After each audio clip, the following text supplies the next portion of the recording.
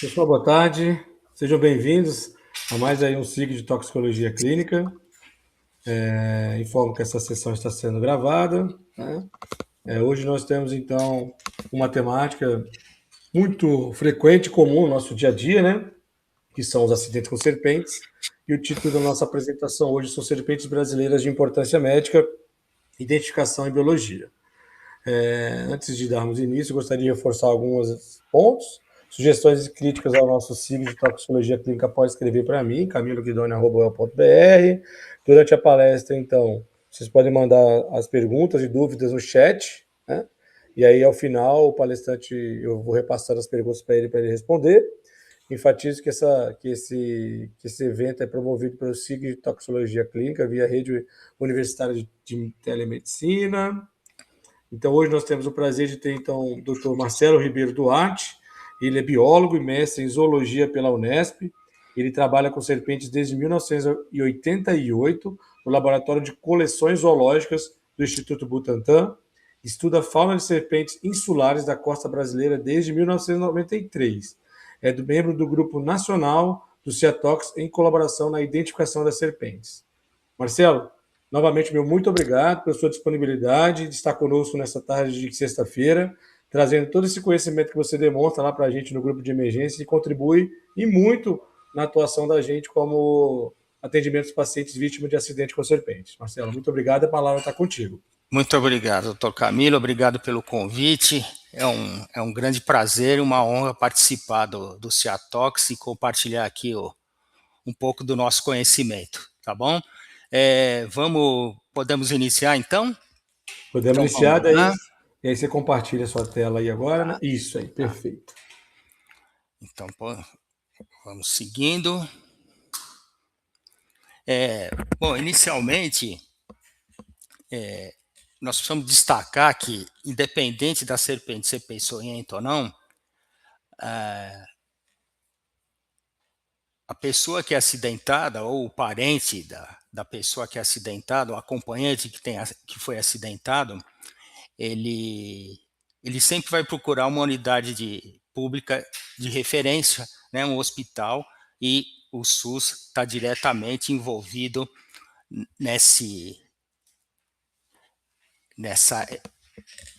agravo importante, considerado uma doença negligenciada. Tá? Bom, esse slide mostra o mapa mundi com a distribuição em vermelho das serpentes ao redor do mundo. Então é muito fácil perceber que praticamente toda a superfície da Terra, dos continentes, as serpentes estão presentes, com exceção aqui do paralelo 60, na latitude 60 no hemisfério norte, aqui no norte do Canadá, na Groenlândia, aqui na Islândia não existe serpente, aqui na Sibéria, aqui na Nova Zelândia e aqui na América do Sul só não ocorre serpente abaixo do paralelo 60 também, aproximadamente na Patagônia. Tá? Percebam que as serpentes marinhas, onde são esses pontos vermelhos aqui, tanto no Oceano Pacífico, no Índico, elas estão presentes, né? Não ocorrem no Atlântico, o que se atribui ser uma barreira térmica na água do mar entre a base dos continentes, né, das massas continentais. Tá?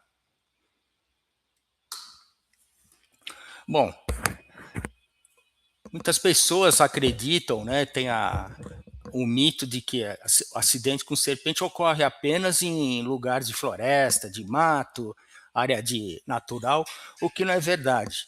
Né? Nesse slide aqui eu mostro uma parte da mancha urbana da cidade de São Paulo e os seus 23 municípios que fazem divisa com o município de São Paulo. Então, por exemplo, acidentes com serpente ocorrem nessa ilha de mata que tem aqui, que é chamada o Parque nascentes do Ipiranga, onde está localizado o Zoológico de São Paulo, e aqui tem uma população de jararaca que vive aqui, tá? Totalmente ilhada pela mancha urbana. Aqui nos reservatórios de água da cidade de São Paulo, represa Guarapiranga, Billings, assim como aqui na Cantareira, que é uma reserva de Mata Atlântica tombada pela Unesco, aqui existem serpentes como, por exemplo, coral verdadeira, jararaca, né, bótropes, crótalos, aqui no parque, nessa parte oeste da cidade de São Paulo. Então, para vocês saberem que não é apenas nas áreas, nas grandes áreas de floresta, de mata ou reservas naturais que ocorrem as serpentes, tá bom? No Brasil nós temos 10 famílias de serpentes com aproximadamente 452 espécies, sendo que só essas duas famílias compõem as serpentes de interesse clínico, né? A família Elápide e a família Vipéride. Então, dessa família Elápide, que são as corais verdadeiras, 41 espécies no Brasil, e a família Vipéride são compostas por 32 jararacas, uma única espécie de cascavel e 2 espécies de surucucu. Então, veja, das 10 famílias, só 2 compõem as serpentes de interesse clínico. Tá? A família Vipéride, que é a principal responsável pelos acidentes ofídicos, a maioria dos acidentes ofídicos de interesse clínico, compõe os gêneros Botrops, Crótalos e Laxes. Tá? O gênero Botrocófias é um gênero muito periférico e virtualmente não existe nenhum trabalho publicado sobre acidente com esse gênero de serpente, o que não quer dizer que ela nunca causou acidente. Ela ocorre muito perifericamente na região amazônica, mas virtualmente não existe nenhum trabalho específico que esteja publicado que confirme que essa espécie causou algum acidente. Da mesma forma, na família Elápide, o outro gênero, os 2 gêneros, Micrurus e Leptomicrurus, esse gênero Leptomicrurus, não existe no Brasil nenhum acidente publicado, algum caso publicado com esse gênero, embora ocorra no Brasil e provavelmente deve causar algum acidente. Existem publicações de acidentes por Leptomicrurus, se eu não me engano, na Colômbia, tá? Mas não no Brasil. Então, essas 2 famílias são 16% da fauna brasileira, corresponde a 16% da fauna brasileira. Então, são de serpentes peçonhentas. Tá? A Organização Mundial de Saúde considera de importante saúde as serpentes que se enquadram nas seguintes categorias. Categoria 1, causa comum de óbito ou sequela grave. Então, as nossas 3 da família Vipéride, Botrops, Crótalos e Laxes. Tá? A segunda categoria, causa pouco frequente de acidente, com efeito potencial relevante, Micrurus e Leptomicrurus. Tá? E na categoria 3, não consigo encaixar nenhuma espécie, nenhum gênero de serpente que seja uma causa frequente de acidente e que tenha efeito severo. Tá? Se a gente considerar serpentes não peçonhentas, elas são causas frequentes de acidentes, mas nunca, não se sabe até hoje no Brasil uma causa, um acidente com serpente que não seja da família Vipéride ou Elápide que tenha tido um efeito severo importante. Né? Estou falando do Brasil, né? Lembra sempre a gente está falando do Brasil. Tá? E qual que é a diferença? Como é que a gente diferencia uma serpente peçonhenta de uma não peçonhenta do ponto de vista da injeção da peçonha? Bom, a serpente peçonhenta é um sistema de injeção por alta pressão. Esse sistema de alta pressão na injeção do veneno é fruto de uma dentição canaliculada e altamente móvel, né? E o que permite um efeito de grande pressão e grande aprofundamento da injeção da peçonha nas partes, profundamente no membro. Tá? E essa peçonha tem ação local e ação sistêmica. A serpente não peçonhenta, por outro lado, ela tem um sistema de baixa pressão. Então, a dentição, nós vamos ver um slide seguinte, a dentição sulcada ou não e com mobilidade limitada. Tá? E aqui no Brasil, a ação da peçonha, ação do veneno das serpentes consideradas não peçonhentas é predominantemente local. Tá? Então, esse slide aqui eu mostra a cabeça de uma cascavel dissecada, em que foi rebatida a pele e o tecido conjuntivo, e mostra que a glândula de veneno sob uma forte massa muscular. Tá? Então veja a diferença aqui de uma serpente que... desculpe. Uma serpente que não é considerada peçonhenta, que embora tenha uma glândula de veneno muito grande, que essa glândula está associada sempre à sua alimentação, né, mais alimentação, a predação do que a defesa, e com uma pequena massa muscular aqui associada à glândula. Tá?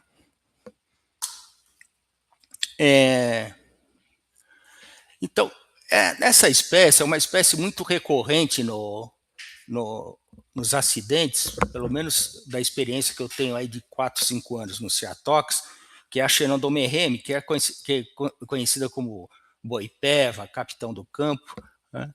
E embora ela tenha um comportamento muito agressivo, seja uma espécie relativamente agressiva, para mostrar para vocês que ela tem esse tipo de dentição sem especialização nenhuma. Né? É um dente voltado para trás, e além disso ela tem um alto polimorfismo de cor e manchas. Tá? Então, esse slide particularmente é da Shenandoah merremi, da boipeva, não só da mesma espécie, como da mesma localidade. Tá? Elas são oriundas de Fronteira, Minas Gerais. Essa é uma outra espécie pouco comum, uma espécie amazônica, né, que também tem esse tipo de dentição não especializada, sem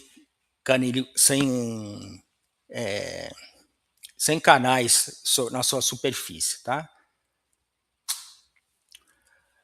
Já essa cobra, que também é uma serpente que aparece muito, ocasiona bastante acidente aí nos Ciatox do Brasil, praticamente no Brasil inteiro, tem uma ampla distribuição, a Philodrus oferece, ela já tem uma especialização aqui nessa dentição, né?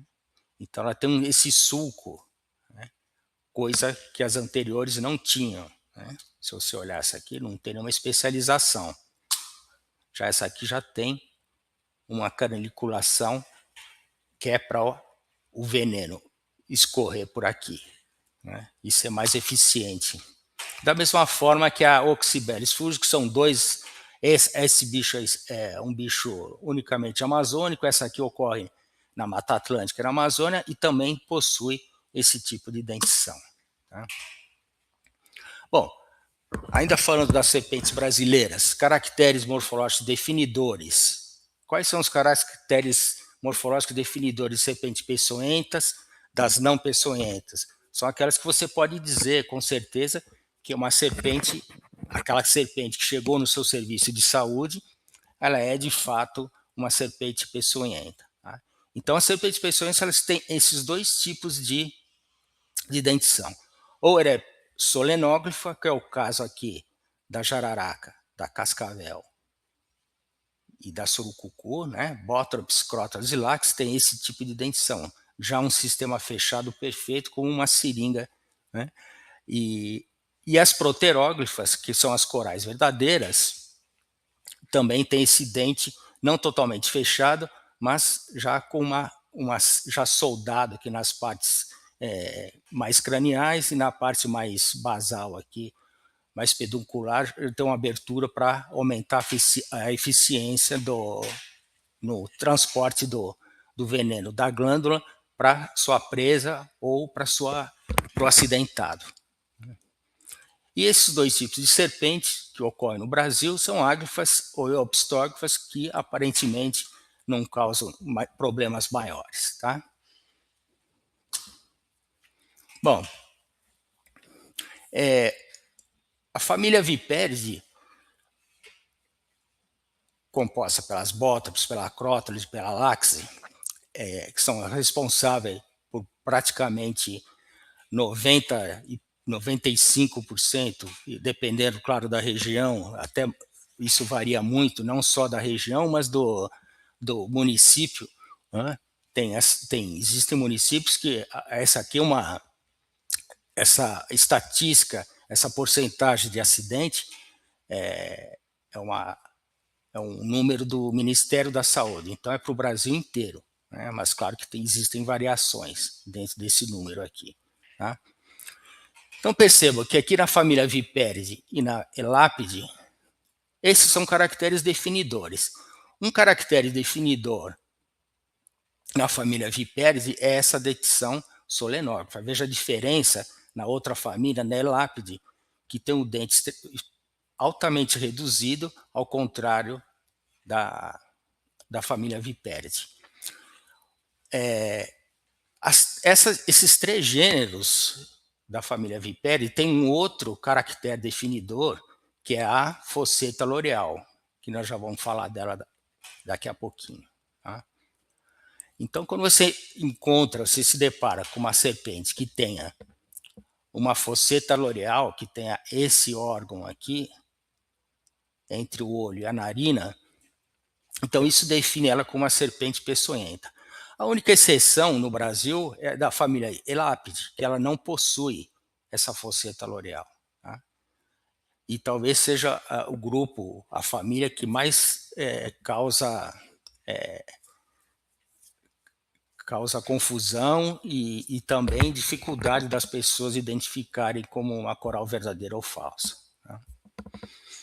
E esse tipo de dentição, além de os hábitos fossoriais das corais, vão refletir na epidemiologia das serpentes, né, dos acidentes. Então veja esses números aqui, são acidentes raros, né, 0,3%, 0,5% de toda a casuística, segundo o Ministério da Saúde. Né. Então veja a diferença aqui em fotografia, né, de animais vivos da família, caracteres definidores, né, da família Viperidae, esse dente altamente especializado, altamente desenvolvido e altamente móvel. Né. Já as corais, as micruras, você precisa pegar uma pinça e puxar essa dentição especializada na inoculação da peçonha para você conseguir fotografar, para você conseguir visualizar. Aqui o olho, a narina e a fosseta loreal. Né? Então veja, esses são caracteres definidores. Agora, qual o problema? O problema é que ninguém vai abrir a boca da serpente, né, para descobrir se ela tem dentição solenógrafa ou se ela tem dentição ou solenógrafa ou proterógrafa, tá? Então vamos lá. Mas nós temos uma vantagem aqui dentro da família Viperidae, que é esse órgão aqui, que é a fosseta loreal, que fica localizada entre o olho e a narina. E para que serve como caractere definidor?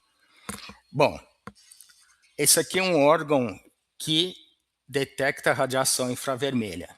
Então, admite-se que a serpente, não só com a visão, com a quimiorrecepção, né, que é o dardejar da língua, que ela capta partículas, capta cheiros que estão ao redor da serpente e leva para o palato, onde tem um órgão especializado que processa essas informações químicas que estão no ar pela visão. Então, pela quimiorrecepção, pela vibração no solo. Além disso, essas serpentes que possuem a fosseta loreal, admite que elas enxerguem então sua presa, no caso aqui um rato, dessa forma, né? Então ela consegue enxergar em escuridão total, assim como seus predadores, tá? Os canídeos, pode ser outras serpentes, podem ser, em geral, aves e mamíferos, tá? Então, quando você tem a fosseta loreal como um órgão definidor, você pode confiar que aquela serpente aqui no Brasil pertence à família Viperidae, seja ela Bothrops, Macrótalos ou Malax, tá? Então, no caso aqui, vocês vejam que a fosseta loreal está muito bem visível, né? Aqui o olho, a narina sempre com a posição cranial e na posição intermediária a fosseta loreal. Essa foto aqui, esse aqui é um bicho, desculpe, esse aqui é um bicho muito comum, que causa muito acidente no Centro-Oeste, principal causadora de acidentes do Mato Grosso do Sul, Goiás, Distrito Federal, parte de São Paulo. Tá? Essa aqui, a Bothrops atrox, é a principal causadora na região norte do Brasil, disparado. Tá? Ela tem uma grande flexibilidade no uso do ambiente, usa tanto área muito florestada, como é esse lugar que foi tirada essa fotografia, na floresta profunda, e como ocorre na periferia de Manaus, na periferia de Belém e outras cidades, Santarém. Então é perfeitamente visível a fosseta loreal aqui, né? O olho, a narina e a fosseta loreal. Aqui uma jararaca, a Bothrops jararaca também, perfeitamente visível a fosseta loreal. A Bothrops leucurus, a jararaca é a principal espécie causadora na região sudeste do Brasil e parte do sul do Brasil, tá? Então ela ocorre em todo o sudeste, ocorre muito perifericamente no centro-oeste e no nordeste e ocorre também na região sul. Então uma amplíssima distribuição, uma das principais responsáveis pela maioria de grande parte dos acidentes do Brasil e inclusive nos ambientes insulares, tá? Leucurus é a principal causadora de acidente no nordeste do Brasil e também aqui ela é vista numa posição frontal, dá para perceber bastante clara a fosseta loreal. Tá? Bom, agora acabou o momento National Geographic, né? Agora é a vida real que a gente recebe, é o que a gente recebe no dia a dia. Ou a serpente pode chegar viva, a serpente pode chegar dentro de álcool, ou a serpente pode chegar nesse estado aqui, mortinha da Silva, né? Mas existe um definidor aqui, que é a fosseta loreal. Então, todas têm a fosseta loreal da família Viperidae, com exceção a coral. A coral, como é que nós vamos diferenciar? Nós vamos diferenciar pelos anéis, pela coloração. Né? Então, se ela não tem a coloração, a pergunta é, se ela não tem a coloração avermelhada, não tem os anéis, qual que é a outra pergunta? É a fosseta loreal. Aqui nesse caso, embora o bicho esteja totalmente desconfigurado, né, foi jogada uma pedra, uma rocha em cima da cabeça dela, é perfeitamente visível a fosseta loreal. Tá? Lembrando que aqui no Hospital Vital Brasil, de onde chegou essa jararaca, essa Bothrops jararaca, cerca de 40% das pessoas, dos acidentados, trazem a serpente geralmente morta, tá? Para o serviço de saúde. Tá?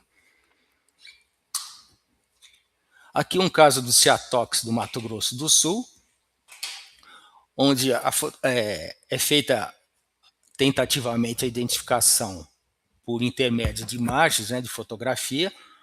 Aqui uma boa fotografia, né, tirada lateralmente da cabeça, onde você ampliando no celular, você consegue ver perfeitamente aqui a fosseta loreal. Tá? Bom, E os caracteres morfológicos auxiliares, os não definidores, né, entre as serpentes peçonhentas e as não peçonhentas. Então, vamos ver. Cabeça triangular pode ser, mas pode não ser. Né? Então, no caso aqui, essa aqui é uma serpente do Ceatox, enviada pelo Ceatox da Bahia, que chegou essa semana. O bicho está decepado, né? Está separado a parte, o terço anterior do corpo, com a cabeça. Mas lembrar que a jiboia, por exemplo, que é o caso desse bicho, tem uma cabeça triangular e não é peçonhenta. Tá? Então, vamos seguindo para ver os caracteres auxiliares. Essa foto, a primeira da esquerda, do Ceatox, também Ceatox da Bahia. Particularmente, eu não consigo definir alguma coisa importante nessa foto, exceto essa cabeça em forma de seta. Dá para fazer o diagnóstico como uma serpente peçonhenta? Não. E qual é a saída nossa nesse caso? É a clínica. Então, a clínica que vai definir se vai ser aplicado o soro ou não. Essa outra espécie, esse outro exemplar, esse outro espécime aqui do Ceatox do Mato Grosso do Sul, também permite visualizar de uma forma precária, mas dá para visualizar aqui, né, no caso desse animal, né, a cabeça triangular e a fosseta loreal.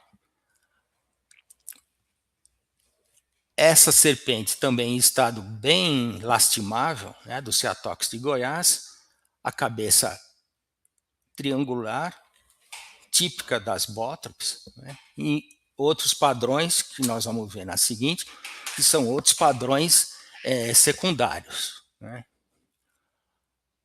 Padrão definidor, caractere definidor, fosseta loreal.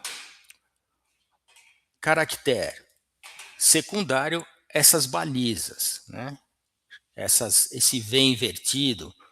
Algumas pessoas do grupo de Ceatox chamam de capô de fusca, né? Porque lembra um capô de fusca visto a partir de dentro do carro. Né? Então, e embora essa Atrox não tenha bem, não seja bem um capô de fusca como esses aqui, mas enfim, tem fosseta loreal, é peçonhenta. Né? Aqui a Bothropsax de Santarém também, com a fosseta loreal vista de frente, perfeitamente visível. Né? Alguns lugares do Brasil eles chamam de cobra de quatro ventas, que eles acreditam que a serpente tem 4 narinas. E um outro caractere de comportamento nessa imagem, muito secundário, é esse achatamento do corpo típico de comportamento defensivo das bótrops, né? Que elas deprimem o corpo no terço final, como alguns pesquisadores atribuem que seja uma característica dela obter um comportamento, ela obter maior apoio para conseguir dar um bote mais efetivo, né? Aumenta a área de superfície para aumentar a eficiência do bote, tá? Então, nessa bota pneuvídea aqui de Araraquara, São Paulo. Então, cabeça triangular, fosseta bem visível. Bom, só aí já bastaria, né? Baliza. Existe um outro caractere secundário importante que é, mas não definidor, que é essa quilha nas escamas das serpentes. Tá? Toda serpente peçonhenta, com exceção da coral, tem quilha? Não. Existem serpentes peçonhentas que têm, e todas as serpentes vipérides têm, com exceção da Laxis também, que ela tem uma conformação diferente, que a gente já vai ver, mas é um caractere secundário também que reforça o diagnóstico, tá? A identificação. Por exemplo, a Helicopsis angulatus é um bicho que chega bastante frequente no grupo de Ceatox, e ela, por exemplo, tem as escamas quilhadas, essa quilha, né, esse vinco aqui no meio da escama, tá?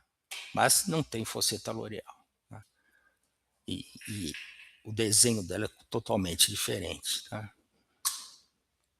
Bom, as espécies que causam dúvidas. Bom, essa foto, claro, é uma foto pousada, né, trabalhada para a foto sair boa. Vocês vejam que essa é a Shenandoah merremia, aquela que eu mostrei para vocês, que tem aquela alta variação polimórfica, né? Então, Aí é jogo sujo, né, vó? Ah,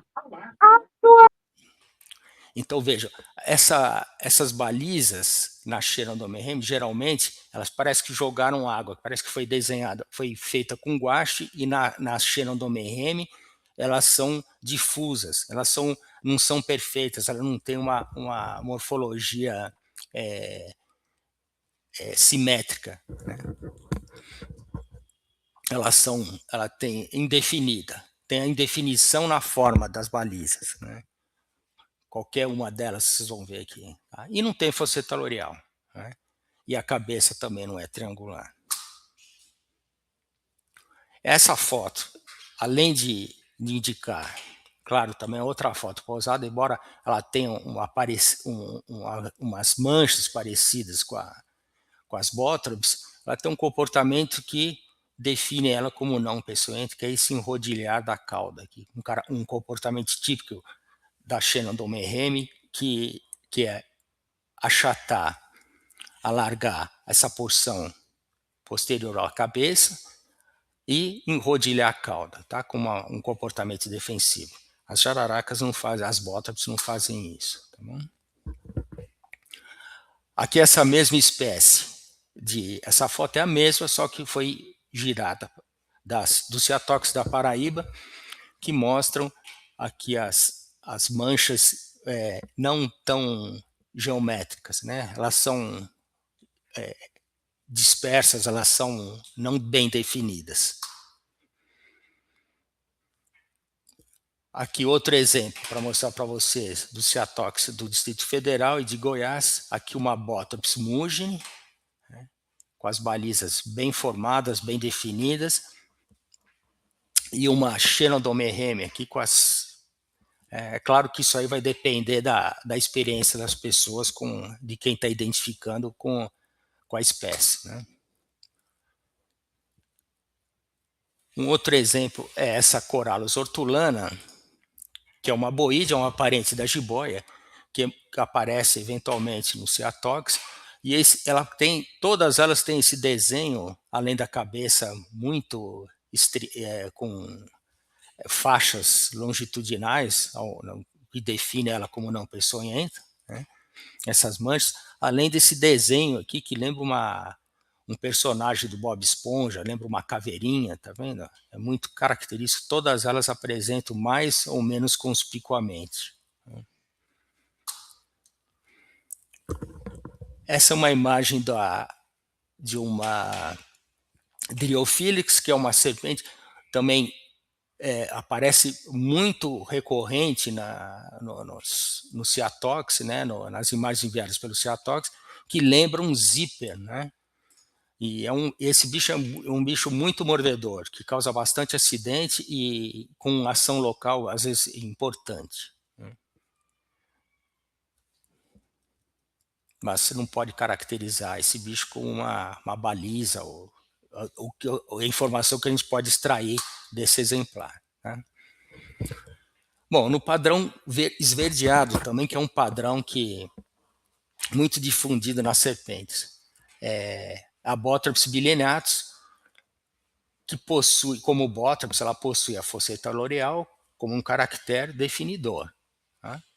Cabeça triangular, e aqui para mostrar para vocês uma lagarta de borboleta que imita até a fosseta loreal, imita o padrão de uma serpente, tá?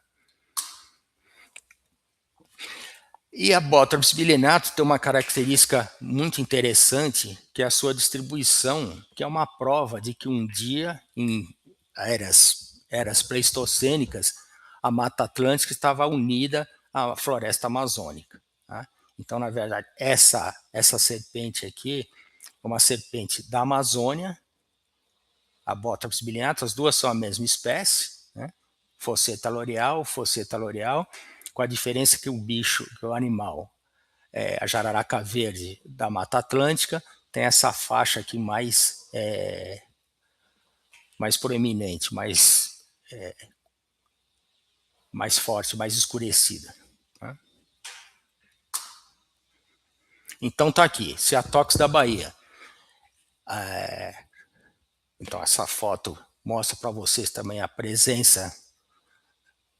Um destaque foi essa foto, a mesa daqui foi ampliada, né? O que a gente faz geralmente com o celular, né? Ampliando a imagem, que mostra a Fosseta l'Oreal. Tá? Essa é uma serpente rara, só para mostrar para vocês, a título de ilustração, que ela fica muito camuflada entre a vegetação, e é uma espécie relativamente comum no acidente com seringueiro, com castanheiro, gente que costuma penetrar na mata, na floresta, como forma e eventualmente causa algum acidente. Tá? Vamos lá. Seguinte, então, essas 3 espécies são espécies não peçonhentas. Existem outras dezenas de espécies que imitam essa coloração verde. Primeiro, provavelmente como uma forma de camuflagem, né? O processo evolutivo selecionou essas serpentes para se camuflarem na vegetação. Então, isso sempre causa muita confusão entre essas várias espécies, essas 3 diferentes espécies, né?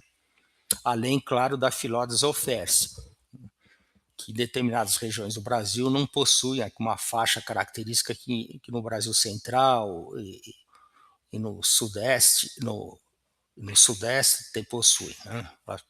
É difícil, eventualmente, diferenciar só por imagem. Tá? Esse mapa mostra, do Atlas das Serpentes Brasileiras, mostra a distribuição, então, da cascavel. Agora nós vamos falar de um outro membro da família Viperidae, a segunda principal causadora de acidente, as cascavéis. Né? E notem que praticamente ele ocorre em todo o território brasileiro, exceto na área de floresta amazônica, embora ela ocorra aqui no enclave de savana amazônica, aqui na região de Santarém, no Pará, aqui em Macapá, no Amapá, aqui em Roraima. Né? E ao contrário do que acontece em essa distribuição não dá para ver direito nesse mapa, nesses pontos onde são registrados as cascavéis. A cascavel só vai causar acidente, só vai se aproximar do litoral aqui na altura de Salvador, aqui na Bahia e no litoral do Nordeste. Tá? Então, no litoral aqui de São Paulo, de Espírito Santo, do Rio de Janeiro e no sul, todo o sul também não, a cascavel não chega no litoral. Tá? Então, acidentes crotáricos acontecem aqui na Bahia, em Salvador, e existe esse gap aqui na distribuição da Crotalus duriçus na costa brasileira. Então, vamos lá. Crotalus duriçus de Gaúcha do Norte, Mato Grosso. Então, caractere definidor. Fosseta l'Oreal. Além disso, uma coisa importante que tem na cascavel, nem sempre está visível, né? Ela pode perder, ela pode ter caído, pode ser um indivíduo muito jovem, então não é tão fácil visualizar o chocalho, né? O guiso dela, tá? Que ela utiliza como forma defensiva também. Né? E outro caractere da cascavel são esses triângulos aqui, esses losangos, tá? Como caractere secundário. Então nós temos caractere definidor, a Fosseta l'Oreal. Nessa foto não dá para ver muito bem, porque ela está muito camuflada no meio do capim. Uma foto do Parque Nacional das Emas, em Goiás. os diamantes aqui, né, os losangos característicos da cascavel, como caractere secundário, e como caractere definidor, o chocalho. Caractere definidor, fosseta l'Oréal, e o chocalho no caso da cascavel da Crótalos, tá? Então, essa aqui, foto recebida do Ciatox Pernambuco, em que aparece só os losangos, inconfundivelmente característicos, típicos, como caractere secundário da Crótalos. Né? Aqui uma outra do Ciatox Minas Gerais, em que dá para ver aqui um único, bem discretamente, um anelzinho do chocalho. O chocalho, ao contrário também do que se pensa, é formado na base aqui da cauda da serpente a cada muda de pele. Né? Então, toda vez que ela mudar de pele 3 vezes por ano, geralmente quando ela é muito jovem, então vão surgir 3 anéis diferentes num único ano. Né? E aqui os losangos típicos da cascavel. Aqui não dá para tirar mais informação, só com o caractere definidor aqui do chocalho e dos losangos como auxiliar, tá? Aqui já falamos desse bicho. Agora vamos falar da surucucu, da lax. Assim como a Botrops bilineato, aquela jararaca verde, a lax também é uma espécie indicadora de que a Mata Atlântica e a Floresta Atlântica estiveram em períodos pleistocênicos, provavelmente, unidos numa mesma população. Tá? Então, as mudanças climáticas geraram áreas mais áridas, chamada diagonal seca da América Latina, que é essa aqui, né? Não só no Brasil, mas no Chile, na Argentina, no Paraguai, na Bolívia, né? que alterou a distribuição dessas espécies. Então, a lax tem uma distribuição principal na região amazônica, e ela ocorre a partir daqui do Espírito Santo, do norte do Espírito Santo, até o estado do Ceará. Tá? Aqui é um ponto isolado no estado do Ceará, que é um enclave de Mata Atlântica, é uma ilha de Mata Atlântica que tem em áreas altas do Ceará, uma região muito específica. Tá? Na verdade, agora, essas duas espécies foram diferenciadas, não são só mais Lax muta, aqui é Lax muta no domínio amazônico e aqui é a Lax rombeata, a espécie da Mata Atlântica. Tá? Aqui é a rombeata, como caractere definidor, fosseta l'Oréal. Tá? E esses desenhos aqui que são na forma lembra a forma da América do Sul, né? Bem definidor. Secundário, mas definidor. Seguinte, acho que até no manual do Ministério da Saúde existe uma diferenciação que eles falam para você distinguir a lax de outras espécies. Existe a morfologia diferenciada na ponta da cauda, em que elas são eriçadas, mas isso é difícil de ver em indivíduo jovem. Né? Então tem uma ressalva aqui, de fato ela tem uma morfologia diferente aqui na ponta da cauda, em que as escamas são eriçadas, mas isso só é visível em indivíduos adultos. Tá? Indivíduo jovem não é tão um caractere definidor, tá? Secundária. Aqui a fosseta, perfeitamente, dá para ver, e esses desenhos que lembram um mapa da América do Sul. Tá? Aqui só para ilustrar para vocês, lembrando que a Laxis muta é a maior serpente peçonhenta da América Latina. Tá? Aqui os desenhos que lembram a América do Sul, né? E essa cor característica dela também. Bom, para a gente finalizar, é claro que isso aqui é uma brincadeira, né? Na natureza, todas essas cores contrastantes, amarelo com preto, vermelho, significa está no imprint do cérebro dos predadores, que são bichos perigosos, bichos venenosos, né?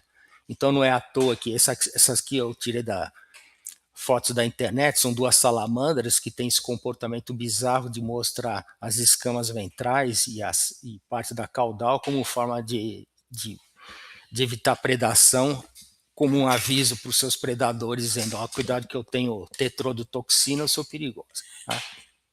Assim como faz esse bicho aqui, que é do Rio Grande do Sul, que quando ele é irritado, ele mostra as escamas pós-caudais aqui, pós-anais, né, que são avermelhadas, como forma de dizer, olha, cuidado que eu sou perigoso. Blefe, tá? Isso aqui não faz absolutamente nada. E vejam que isso aqui é parte das espécies de corais brasileiras. Em vermelho são as espécies que ocorrem na Amazônia, né? E vejo que existem corais que tem até o padrão preto e branco, não tem nada que ver. É claro que esses bichos não são tão comuns, né? Assim como essa Micrurus langsdorff, a Albicinctus tem essas manchas. Praticamente todos os acidentes, eu particularmente nunca vi acidente especificamente com Langsdorff, com Albicinctus, não conheço nenhum trabalho com Narducci, tá? Colares. Geralmente todos os acidentes até hoje que eu vi são por esses bichos que tem os anéis pretos e brancos, tá? O que foi uma coisa certamente positivamente selecionada para elas serem muito parecidas, né?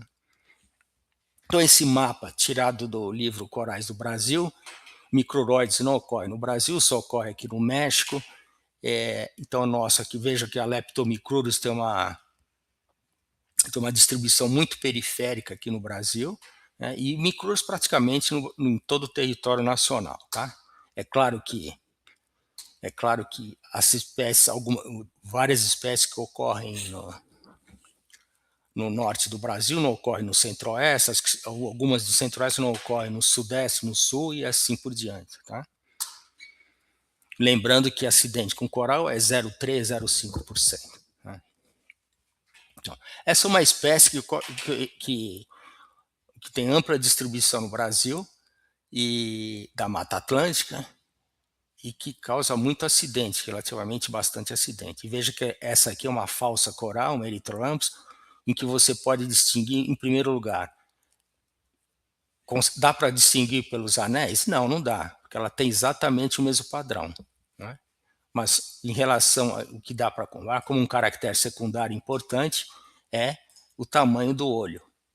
Veja que a coral verdadeira tem um olho muito diminuto, porque ela tem hábito subterrâneo, fossório, né, e bicho que vive enterrado, vive lá embaixo, não precisa enxergar bem, né, ao contrário dessa aqui, que vive sobre a superfície.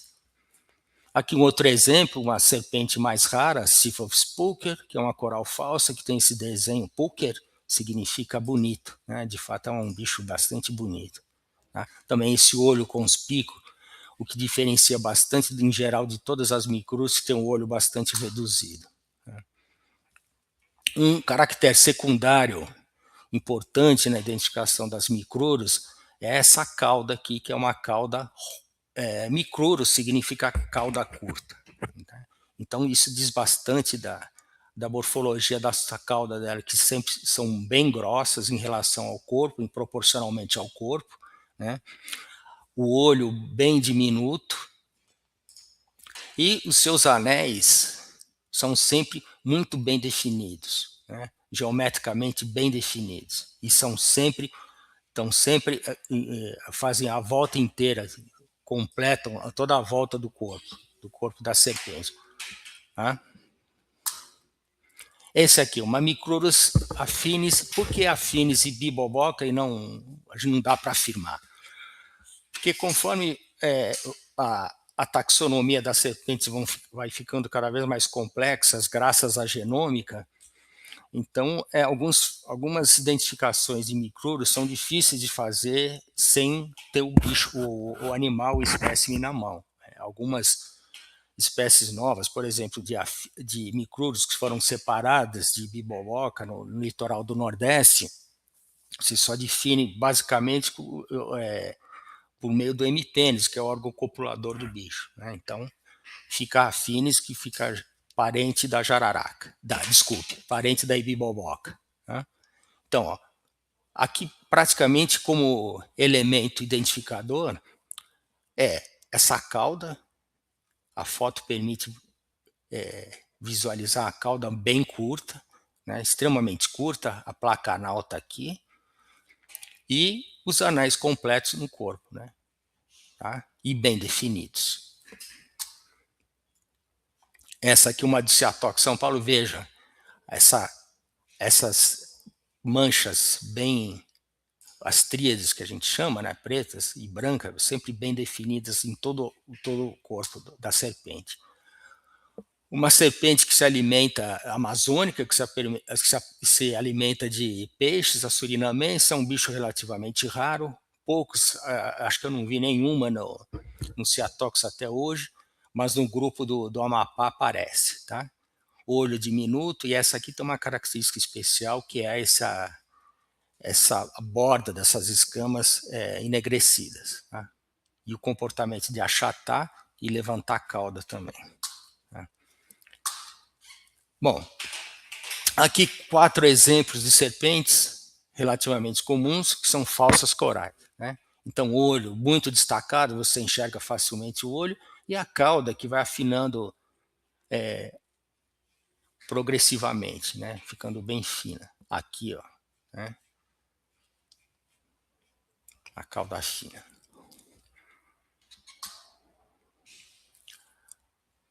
Aqui um exemplo de uma serpente do Ceatox. Essa aqui poderia até enganar se não tivesse o resto dessas manchas aqui das tríades irregulares, tá vendo? Se você tivesse, se me olhasse, mas se essa foto enviada tivesse só primeiro terço aqui, seria difícil dizer se era ou não, já que a cabeça está toda descaracterizada, né? Uma micrurus típica, né? Ceatox pernambuco, com a cauda bem reduzida e os anéis bem definidos. Ela tá essa parte do corpo está ventral e essa parte está dorsal, né? Mas dá para ver pela morfologia da cauda e pelas tríades perfeitas, que é uma micrurus, tá? Então já falamos, né, do olho. Essa aqui é uma micrurus paraense, também assim como a micrurus coralinos, ela tem o olho bem reduzido, como outras micrurus. Essa aqui é a Hempris, que é um bicho amazônico de coloração totalmente atípica, que eventualmente causa acidente lá em Santarém, no Pará. Acho que é um dos poucos lugares que tem acidente com essa serpente, Manaus, Amazonas, Pará, né? E a Erythrolampus esculape, que tem o mesmo padrão da paraense, né? Mas tem um olho muito grande. Também ela tem o anel, esses anéis em todo o corpo, ao redor de todo o corpo, mas tem esse olhão que define ela como não peçonhenta, como um caractere secundário, tá?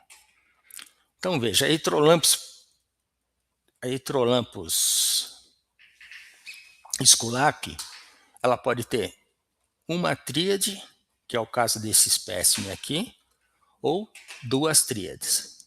O que define ela como não peçonhenta só o fato de ter 2 tríades, porque não existe nenhuma serpente micrurus que tenha 2 tríades. Ou ela tem uma mônade, que é uma faixa preta, ou ela tem 3, tá? Todas elas, tá? Sem exceção. E um comportamento típico da micrurus, que é levantar a cauda com uma forma defensiva. Também um caractere não definidor, tá? Porque existe serpente não peçonhenta, coral falsa, que levanta a cauda como forma de enganar o seu potencial predador. Aqui o Ceatox do Paraná mandou essa foto, bem típica, ó. Quando você olha o animal, é difícil definir, porque aqui o animal está sujo, né? Mas quando você faz um zoom aqui, você vê que a cabeça do bicho é bem pontuda, né? Não tem aquela forma romba, que é característica das micrúrios, tá? A forma de um dedão. Bom, para finalizar, lembrando que a última estatística do IBGE, 89% dos brasileiros têm celular, né? Então, o serviço de saúde pode fazer uso, devem fazer uso dessa tecnologia fácil e acessível para praticamente quase todo mundo e utilizar os serviços do Ciatox, né?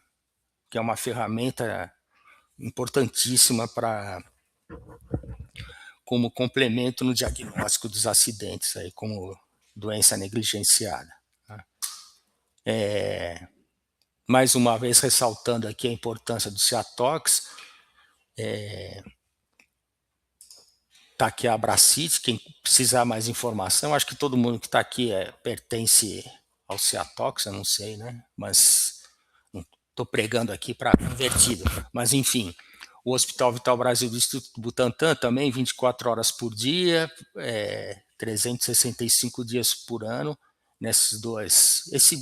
Essa palestra fica gravada, né? Então vocês podem acessar aí, e o Disque Intoxicação do Ministério da Saúde. Esse serviço do Ministério da Saúde não tem tanta flexibilidade, tanta agilidade como o Ciatox e o Hospital Vital Brasil, tá bom? Bom, acho que é isso. Obrigado. Quem quiser se comunicar comigo, fique à vontade, estou à disposição. Beleza, Marcelo, obrigadão pela palestra, muito enriquecedor aí, conhecer um pouquinho mais sobre as serpentes, tá bom? Imagina, às ordens. Daí o pessoal do chat, se tiver alguma dúvida, pode me mandando no chat, tá bom? Eu vou fazer algumas perguntas, Marcelo, que eu tenho um projeto de extensão que eu vou aí nas escolas, sempre me perguntam algumas situações, né? Aproveitar a sua presença aqui, sincronamente, né? E fazer algumas delas.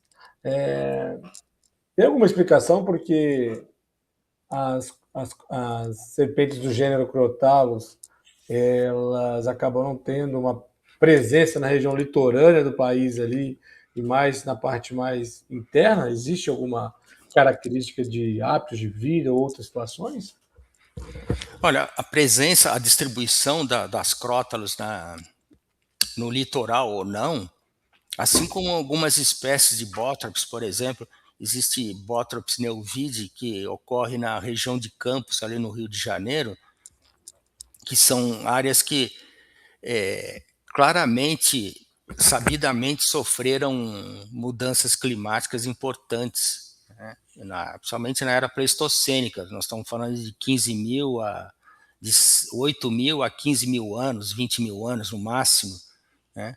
Ocorreram mudanças climáticas e principalmente por conta de um fenômeno oceanográfico que ocorre na costa do Brasil, que é a ressurgência. Que eu me lembre, 2 locais no Brasil são importantes para a ressurgência. O que é a ressurgência? Ressurgência é um fenômeno marinho, de corrente marinha, que a água mais profunda vem para cima, ela vem, aflora, né? E quando acontece isso, a água do mar fica muito fria, por isso chama Cabo Frio, né? A região do Cabo Frio, porque a água lá é muito gelada, assim como acontece na região do Farol de Santa Marta, ali em Laguna, em Santa Catarina. Quem já foi para lá, entrou na água, sabe que a água lá é 12 graus, 15 graus, é muito gelada, dependendo da época do ano e dependendo de fenômenos oceanográficos, né? Então, o que acontece? Quando a água esfria muito, diminui a evaporação e essa diminuição da evaporação diminui a quantidade de chuva e faz com que o clima fique muito mais seco. Então, o que acontece hoje, por exemplo, foi extrapolado em épocas pleistocênicas, né, que esse fenômeno era muito, muito mais recorrente e era muito mais agressivo do que hoje. Então, por exemplo, você tem essa Botrops neovide na região de Campos dos Goytacazes, no Rio de Janeiro. Ali é uma restinga, ali totalmente um relíquio de área seca, porque a Bothrops neovis ela vai ocorrer só nas áreas secas de Goiás, de São Paulo, né, áreas de cerrado, né, de São Paulo, Goiás, Distrito Federal, e elas não ocorrem no litoral. E a Crótalos a mesma coisa. Né? Se você começar no Rio Grande do Sul, Santa Catarina, Paraná, São Paulo, Rio de Janeiro, Espírito Santo, não existe cascavel, não existe acidente de cascavel no litoral. Mas existe, por exemplo, já no litoral da Bahia, em Salvador, tem acidente de cascavel. Inclusive do Ciatox esse ano, se eu não me engano, já teve 1 ou 2 acidentes com cascavel. Então, é essa a explicação, é a mudança climática que aconteceu aí no período pleistocênico. Né? Legal, obrigado. A Marlene deu parabéns, a Ana Paula também ali, excelente, muito obrigado. E a Marlene Zanin, aproveito para agradecer publicamente a tua franca colaboração no grupo do WhatsApp, do grupo de emergências toxicológicas, tá? Ok, muito obrigado, professora. É sempre um prazer. Uma outra dúvida, Marcela, que surge também você colocou várias espécies de micruros, inclusive ali, eu não vou saber os nomes, né? Mas você falou, essa aqui é toda preta, nunca vi nenhum relato de acidentes com a serpente, né, tal. Mas só para esclarecer para a gente, né? Todas as serpentes do gênero micruros, independentemente ali da espécie, teria importância médica para tratamento. Sim. Né? Sim. Beleza. Essa micrurus que é toda negra, ela tem uns pequenos anéis brancos, que chama albicinctus, né? Que chama manchas branquinhas, pontos branquinhos, albicinctus. É um bicho comum assim no entorno, por exemplo, de Manaus, mas eu desconheço que tenha algum acidente especificamente com ela. Pode ser que tenha, eu não conheço. Tá? Assim como a Hempit, por exemplo, que eu mostrei por último, que tem aquela coloração totalmente atípica, meio esverdeada, com uns anéisinhos pretos muito difusos pelo corpo, sabidamente em Santarém já tem casos, não sei se foram publicados, mas existe casos de micrurus Hempit em Santarém, no Pará. São raríssimos, raríssimos. E de leptomicrurus não conheço nenhum aqui no Brasil. Perfeito. O Carlos Alberto Caldeira Mendes, né? Parabéns pela excelente apresentação e agradecemos muito sua presença e colaboração lá no grupo de emergência. Muito obrigado. Todo o grupo do Ciatox é um grupo que presta um serviço inestimável, né? Não tem dúvida, né? Vocês médicos estão sempre discutindo os casos, é importantíssimo. Mas muitas das vezes a identificação ajuda muito, né? Agiliza. Inclusive, até recentemente um caso nosso em que a região dizia que não tinha cascavel, né? Mas a clínica toda era de cascavel e a serpente era cascavel. E você pôde confirmar para nós que era cascavel. Foi muito importante, porque o serviço estava muito reticente, né? Que a região não desconhecia a presença desse tipo de serpente, né? Então, estava muito mais acostumado com a jararaca, né? E tem um caso aí diferente aí. Foi importante ter a confirmação de um biólogo, isso ajuda muito. Muito mesmo. Vamos esperar aqui, Marcelo. O pessoal tem múltiplos usuários que estão digitando. Vamos ver então se vai. O que vem aqui. Tá?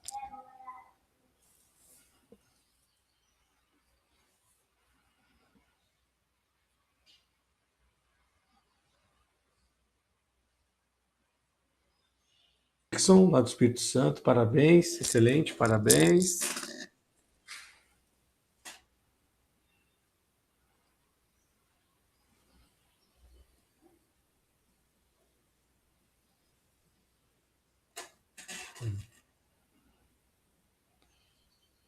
A Sony também do Espírito Santo, parabéns pelas explicações. A Sony sempre presente aí nas discussões clínicas. Sempre lá. A Aliane Beatriz Brito, gostaria de parabenizar pela apresentação e agradecer pela contribuição lá no grupo, sempre nos salva a qualquer hora do dia. Ciatox da Bahia. Nossos parceiros. Natália Nascimento, excelente, Marcelo, obrigado pela disponibilidade sempre. Ciatox lá de Minas Gerais. Pessoal do João 23, craques. A Sayonara PUC. A identificação de espécime é fundamental. Andressa Costa, lá do Paraná.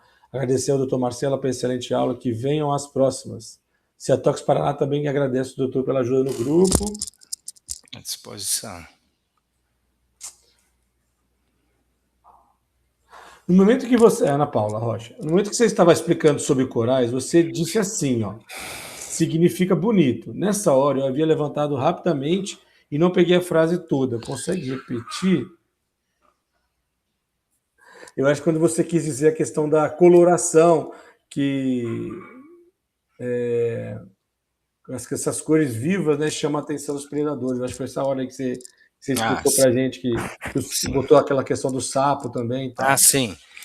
Na natureza, essas cores chamativas, chamada de coloração aposemática.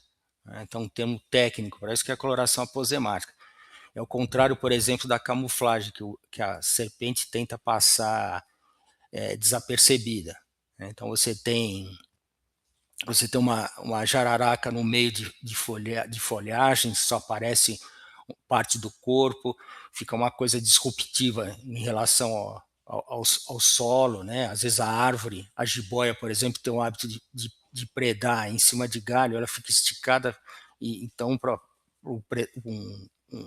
uma ave, algum mamífero que não esteja muito atento, né, incauto, né, como diriam os antigos, algum bicho desse incauto é facilmente predado pela serpente. E a estratégia evolutiva das corais foi exatamente o contrário, chamar atenção para a presença dela. Cuidado comigo, que eu tenho cor berrante e isso foi evolutivamente selecionado para favorecer a sobrevivência dela. Né? Existe alguma espécie de que tem algum termo, parte bonita, assim, que a doutora Marlene falou, eu entendi o nome de uma espécie. Eu acho que eu não entendi. Bonita. Pucker. A Cephalus pucker é uma serpente, uma serpente não peçonhenta, que pucker, eu acho que é em latim, acho que é latim, pucker significa bonita, porque ela tem uma padronagem muito bonita. Então era isso, então. É um bicho, que é uma serpente não peçonhenta que se alimenta somente de lagartos. Então era isso, então, a pergunta da Paula. Isso aí. Legal. Marcelo, acho que acabaram aqui as colocações no chat.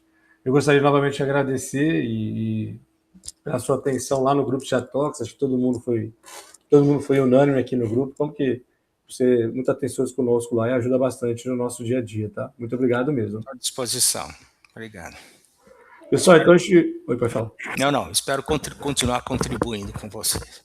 Excelente. Então, pessoal, a gente vai se aproximando aqui do término, né, a presença da nossa todos. sessão de hoje.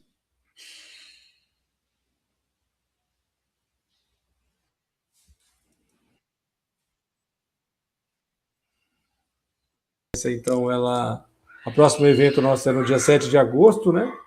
Então, a Shirley Yara Martins Dourado, Ciatox Belém, vai falar um pouquinho sobre os aspectos clínicos e epidemiológicos do acidente com Loxoceles lá no Pará, relatos de caso, tá?